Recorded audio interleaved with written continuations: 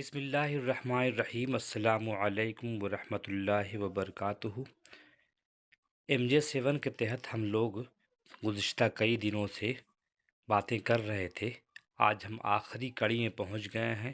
Unit 4 میں جدیدیت سے منسلک ایک اہم شاعر ہیں مظفر حنفی، جو نصاب میں شامل ہیں۔ آج ہم ان پر بات کریں گے، اس کے بعد انشاءاللہ ہم لوگ قواعد کی طرف یا افسانے کی طرف رجوع کریں گے۔ تو آئیے سب سے پہلے پروفیسر مظفر حنفی کے مختصر سوانح جانتے ہیں۔ مظفر حنفی کا اصلی نام محمد ابو المظفر تھا۔ 1 اپریل 1936 کو کھنڈوا مدھیہ پردیش میں پیدا ہوئے، جبکہ ان کا آبائی وطن قصبہ ہسوہ، ضلع فتح پور، اتر پردیش ہے۔ ان کے والد عبدالقدوس صدیقی کھنڈوا کے ایک سرکاری اسکول میں استاد تھے۔ ابتدائی تعلیم 1940 میں مدھیہ پردیش کے کھنڈوا اردو اسکول سے شروع کی، لیکن 1941 میں اپنے ننیہال منتقل ہو گئے اور وہاں تعلیم جاری رہی۔ 1946 میں مڈل اسکول سے 7ویں جماعت اول درجے سے پاس کیا۔ 1947 میں دوبارہ کھنڈوا گئے اور وہاں سے MM اینگلو اسکول میں 8ویں جماعت میں ضلع کے تمام اسکولوں میں پہلی پوزیشن سے پاس کیا۔ پھر 9ویں، 10ویں اور 11ویں جماعت کھنڈوا سے ہی سبھاش ہائی اسکول سے مکمل کرنے کے بعد 1952 میں ناگپور سیکنڈری تعلیمی بورڈ سے ہائر سیکنڈری امتحان میں دوسری پوزیشن حاصل کی۔ ادیب ماہر کا امتحان جامعہ اردو علی گڑھ سے دیا۔ اس کے بعد والد صاحب نے فتح پور سرکاری کالج میں داخل کرا دیا۔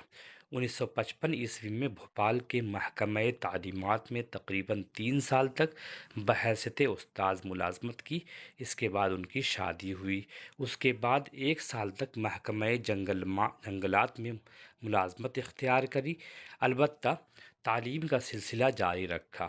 علی گڑھ مسلم یونیورسٹی سے BA کیا، سیہور ہائی سرکاری اسکول سے LLB اور 1971 میں سیفیہ کالج بھوپال سے MA مکمل کیا۔ اس کے بعد 1973 میں برکت اللہ یونیورسٹی بھوپال سے شاد عارفی پر تحقیقی مقالہ مکمل کر کے PhD کی ڈگری مکمل کی۔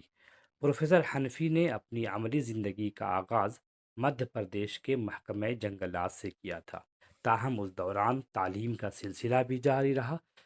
تعلیم سے فراغت کے بعد 1974 میں دہلی گئے اور وہاں NCERT میں اسسٹنٹ پروڈکشن آفیسر کے طور پر شامل ہوئے۔ 1976 میں جامعہ ملیہ اسلامیہ دہلی میں لیکچرر ہوئے۔ 1989 میں کلکتہ یونیورسٹی نے انہیں مدعو کیا اور اقبال چیئر پروفیسر کے نام سے ایک معروف عہدے کی پیشکش کی۔ اقبال چیئر کم از کم 12 سالوں سے خالی تھی اور پروفیسر مظفر حنفی کو پہلی بار 1989 میں اس عہدے پر تعینات کیا گیا۔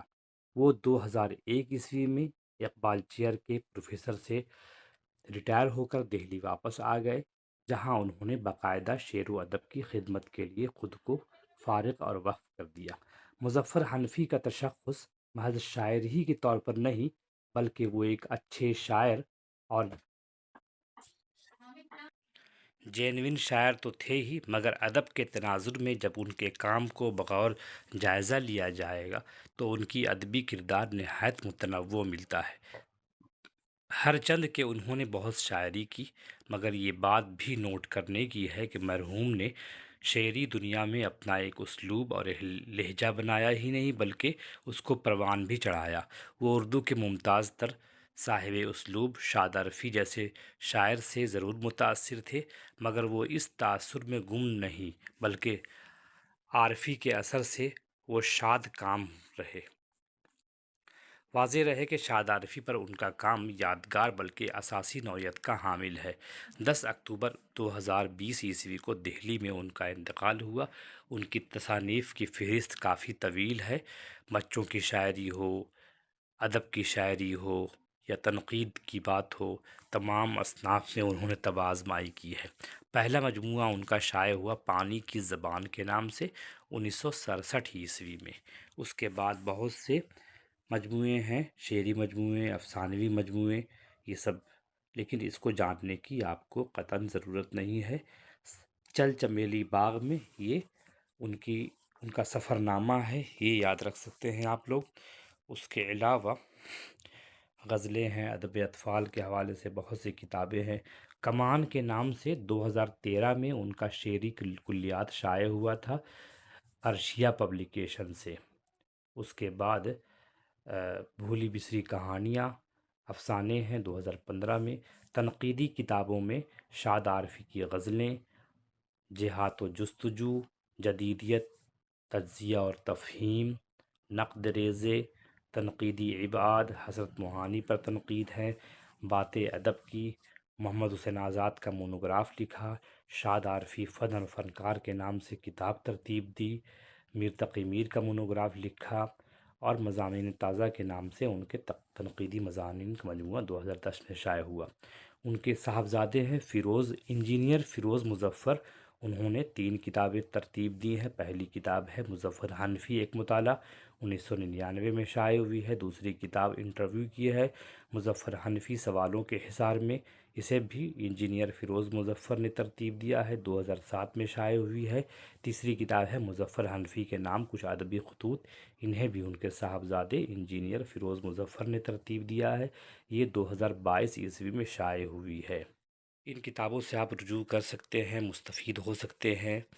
پھر ہم ملیں گے ان کی شاعری کے حوالے سے اگلے ویڈیو میں، تب تک کے لیے اجازت دیجیے، خدا حافظ۔